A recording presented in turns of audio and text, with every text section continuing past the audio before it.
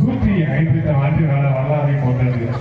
இந்த ஏரியை சுற்றியே அனைத்து வாழ்வாதாரம் அமைத்துள்ள நிலையில் இந்த ஏரியை பாதுகாப்பதற்காக பல்வேறு முயற்சிகளை எடுத்து தொடர்ந்து நடத்தி வரப்படுவது அறிந்தது. 2087 ஆண்டு அண்ணன் ஸ்ரீதர் அவர்கள் மற்றும் உள்ளூர் முக்கிய பிரமுகர் அனைவரும் இணைந்து பொதுமக்கள் பங்களிப்போடு ஒரு பகுதியை மீட்டெடுத்து அந்த பகுதியை பராமரிக்கப்பட்டது அனைவருக்கும் அறிவும். ஆனால் தற்போது இந்த 2024 முதல் நடைபெற்றுக் கொண்டிருக்கும் அதற்கு அடுத்த கட்ட பணியான நகராட்சி பணியானது பணியாளருடைய நகர்மன்ற தலைவர், துணைத் தலைவர் மற்றும் நம்முடைய சட்டமன்ற உறுப்பினர் ஆலோசனைப்படி அப்புறப்படுத்தப்பட்டுள்ள இந்த அனைத்து தடை செய்திகளும் மீண்டும் ஒரு புது பொலிவை ஏற்படுத்தி கொடுத்திருக்கிறது என்று யாராலும் மறுக்க முடியாத உண்மை. அந்த பணியாகப்பட்டது நான் தினமும் கண்காணித்து வருவதாக சொன்னேன். 60 நாட்கள் 20 நாட்கள் இன்று தொடர்ந்து இன்று ஒரு இறுதிக்கட்ட நிலை அடைந்துள்ளது.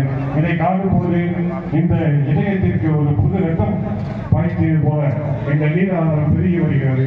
இதுபோல எனது சேவைகளை அனைவரும் அவர்களுடைய காலகட்டங்களில் தொடர்ந்து செய்து வருவது உள்ளூர் மக்களுக்கு மிகப்பெரிய ஆதரவாகவும் ஊக்கமாகவும் உள்ளது என்பதை இந்த நன்றி உணர்வோடு தெரிவித்துக் கொள்கிறோம். ஆகவே ஒரு கைத்தட்டலாம் எல்லாருமே சேர்ந்து, ஏன்னா நம்ம இருக்கணும், நம்ம வாழ்ந்த இடம், நம்ம வாழ்ந்த இடத்தை வீட்டு தராங்க. இப்போ நம்ம வச்ச சில கோரிக்கைகள் பார்க்கிங் போன்றவை, இந்த கல்வி வசதி போன்றவை என்பது நாங்கள் ஒரு 15 ஆண்டு காலமாக போராடி வந்தது. அது போலீஸ் ஸ்கூல்ல இடம்பெற்று அந்த இடத்துல கழிப்பறை அடைகிறாங்க.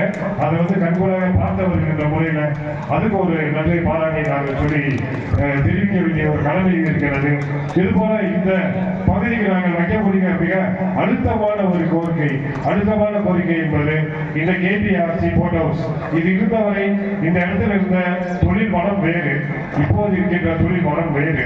இப்போது ஒரு நலித்த பகுதியாக தான் இந்த ஏரி கேபிஆர்சி பகுதியை நாங்கள் பார்க்கிறோம். காரணம், இந்த பழைய போலாம் இயக்கவில்லை.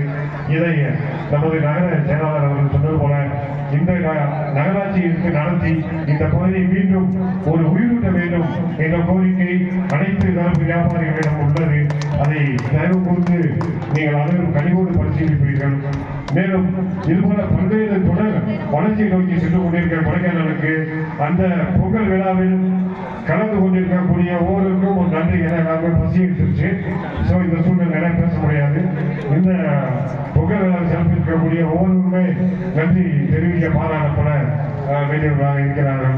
ஆகவே ஒவ்வொருவருக்கும் பெயரை குறிப்பிட்டு சொல்வதை விட அனைவருக்குமான ஒரு வியாபாரிகள் சங்கம் சார்பாக அனைவருக்கும் மனமார்ந்த ஒவ்வொருக்கும் நன்றியை தெரிவித்துக் கொள்கிறோம். நன்றி நன்றி நன்றி. இப்போது உணவு உபசரிப்பு என்னை தலைவர் அவர்கள், அனசீர் அவர்கள், அப்துல் கராஜன் அவர்கள் துவங்கி வைப்பார்கள். தாமோதரன் அவர்கள் அனைவருமே மத்திய துவங்கி வைக்க வேண்டும் என்று அன்போடு கேட்டுக்கொள்கிறோம். அனைவரும் இந்த மக்களுக்கு பசியாற்றும்படி கேட்டுக்கொள்கிறோம். நன்றி.